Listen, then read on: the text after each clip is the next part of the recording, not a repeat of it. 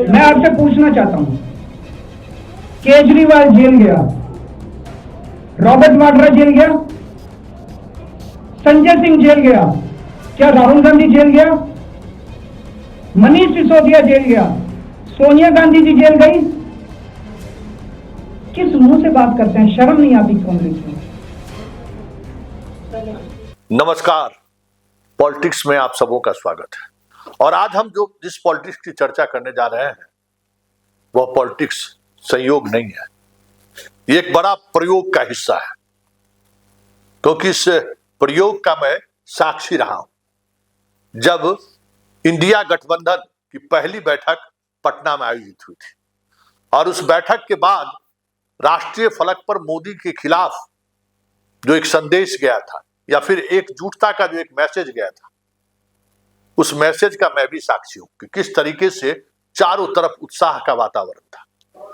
लेकिन दूसरी और तीसरी बैठक होते होते ममता बनर्जी, लालू यादव और अरविंद केजरीवाल कुछ ऐसा निशाना साधा कि पूरा गठबंधन का तार तार हो गया। नीतीश बाहर हो गए और फिर पूरी राजनीति ही बदल गई। आज फिर उसी तरीके की राजनीति का संकेत दिख रहा है। ममता बनर्जी ऐसा लगा जैसे वो मोदी से वही एक अकेला शेरनी है जो लड़ाई लड़ रहा है। एसआईआर को लेकर जितनी एग्रेसिव कैंपेन, जितना एग्रेसिव तेवर ममता ने दिखाई, सुप्रीम कोर्ट तक वो पहुंच गई कि हम मोदी के खिलाफ हम ही लड़ रहे हैं। ये एक इमेज बनाने की वो कोशिश की। अब जो इमेज सामने आ रहा है और जिस तरीके से चीजें सामने आ रही है, क्या ये संयोग है या प्रयोग है? क्योंकि अरविंद केजरीवाल के मामले में सीबीआई ने जो चार्जशीट दाखिल किया था, उस पर कोर्ट ने संज्ञान लेने से इनकार कर दिया, कॉग्निजेंस लेने से इनकार कर दिया। उन्होंने कहा कि कोई एविडेंस ही नहीं है इनके खिलाफ। बताइए, जिस मामले में सुप्रीम कोर्ट में जमानत मिला, जिस मामले में मनीष सिसोदिया बरसों जेल में रहे और सुप्रीम कोर्ट उनकी जमानत याचिका कई बार रद्द की, क्या सुप्रीम कोर्ट और हाई कोर्ट ने कोई एविडेंस देखा नहीं था? क्या बिना एविडेंस देखे ही रद्द करना था? डायरेक्ट कॉल तो हुआ था ना। तो ऐसा बताइए, एक लोअर कोर्ट का जज, जिला डिस्ट्रिक्ट जज स्तर का जज को लगता है कि इसमें मटेरियल नहीं है जो संज्ञान लिया जाए, कॉग्निजेंस लिया जाए, इसलिए उसके कॉग्निजेंस को ही खारिज कर दिया, आरोप पत्र को ही खारिज कर दिया। बहुत बड़ी बात है और ये सामान्य चीजें नहीं है। आखिर हाई कोर्ट और सुप्रीम कोर्ट इतने दिनों तक जो केजरीवाल और मनीष सिसोदिया जेल में रहे, उसके लिए कौन जिम्मेवार होगा? और जब उच्चतम न्यायालय उनके जमानत याचिका पर सुनवाई के दौरान उस एविडेंस के बारे में बड़ी बड़ी बातें कह रहे थे और वो एविडेंस को एक जुडिशियल मजिस्ट्रेट स्वीकार करने को तैयार नहीं, यह संयोग नहीं हो सकता है। ये इसी तरीके से ये जो चीजें आप देख रहे हैं ना, ऐसा संभव होता हुआ नहीं दिख रहा है। और जो अंदेशा हम व्यक्त कर रहे थे या जिस अंदेशा की हम संभावना हमें दिख रही थी इंडिया गठबंधन के बैठक के दौरान जो खेल हुआ था, केजरीवाल की जो भूमिका रही थी, ममता की कोई जो भूमिका रही थी, आज ठीक उसी भूमिका में दिखी। हमने कार्यक्रम की शुरुआत में अरविंद केजरीवाल का वो बाइट हमने सुना दिया, ठीक है ना। अब आज खबर आ रही है कि तेजस्वी यादव जा रहे हैं दिल्ली, ठीक ना, राज्यसभा से वो चुनाव लड़ सकते हैं। ये भी संयोग नहीं है, क्योंकि बिना बीजेपी के सहयोग के, बिना जदयू के सहयोग के संभव ही नहीं है तेजस्वी का दिल्ली जाना, संभव ही नहीं है। तमाम विपक्ष के जो विधायक हैं, महागठबंधन के विधायक के बाद एआईएम के विधायक, दोनों निर्दलीय विधायक, सभी विधायक एक साथ आ जाए तब भी सीट जीतने के लिए तेजस्वी को विधायक चाहिए। और हार निश्चित है। ऐसे में तेजस्वी उम्मीदवार बने, यह संयोग नहीं हो सकता है।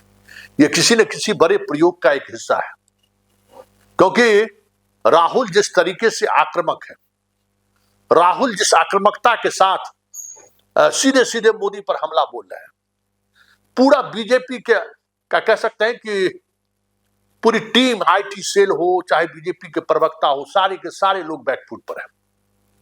खुद मोदी राहुल के खिलाफ मोर्चा खोल रखे हैं, फिर भी बैकफायर हो जा रहा है।